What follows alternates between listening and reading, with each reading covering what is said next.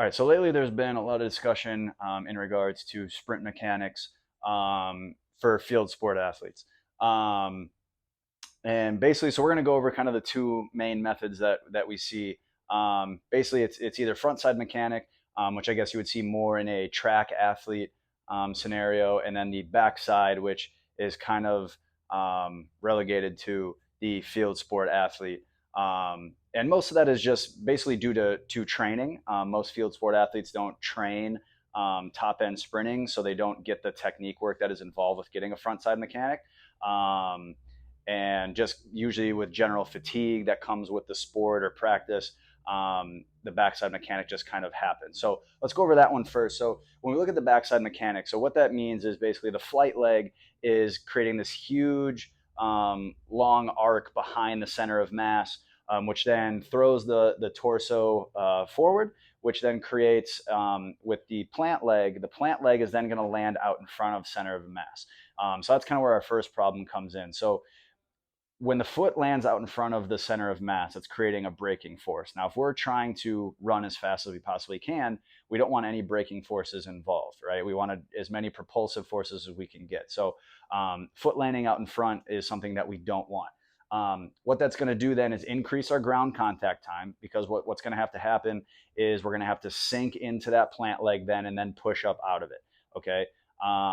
Which then increases our muscular energy usage, which basically it's going to backside mechanic is going to seem more strenuous to us because we have to eccentrically load. So that means we have to slow down, and then we have to redirect, and then actual contraction of the leg muscles to propel ourselves out of that position. So increased ground contact time, increased muscular usage, so it's going to seem more fatiguing to us, which then creates a strength dominant movement. Now the problem with that is that when it comes to contractile rates, the stretch shortening cycle of a tendon ligament is always going to be faster than the contractile rate of a muscle. So kind of by default, you know, one is inherently slower than the other. So then if you look at the front side mechanics, okay, that is going to be a knee up, toe up position with a foot strike basically directly underneath the hip. That is going to give us a propulsive force as opposed to a braking force. That then leads to a decrease in ground contact time, a decrease in muscular energy usage. Again, so it's going to seem, I guess, easier to us is probably the easiest way to describe it, less fatiguing to the athlete. And that means it's a elastic or tendon dominant movement. Again, as we discussed before, the stretch shortening cycle of let's call the calf complex, so the Achilles and the calf complex of the lower leg, that acting like a rubber band, okay, when your foot hits the ground, is going to stretch and release, and that will always be faster than I could do a calf raise. No matter how fast I wanted to do the calf raise, it is always going to be faster, the stretch shortening, than a true muscular contraction.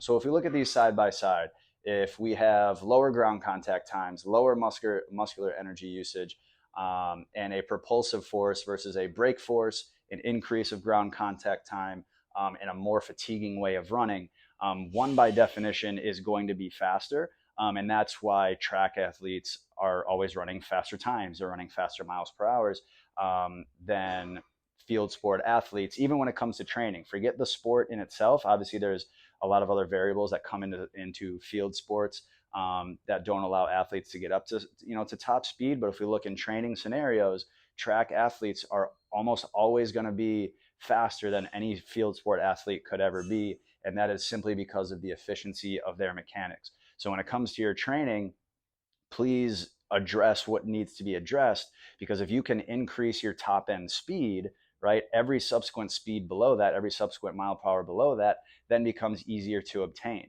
So if you increase your sprint velocity from 18 miles per hour to 20 miles per hour, okay, what used to be your 100% max effort now becomes your 90% effort. It's much easier to kind of coast at that, 80, 85, 90%, whereas that before was your 90, 95, 100%.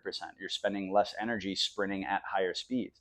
That is why training max velocity sprinting and top end sprinting is always going to be number one. And that's why sprint efficiency with a front side mechanic has to be on the forefront of a lot of athletes' minds.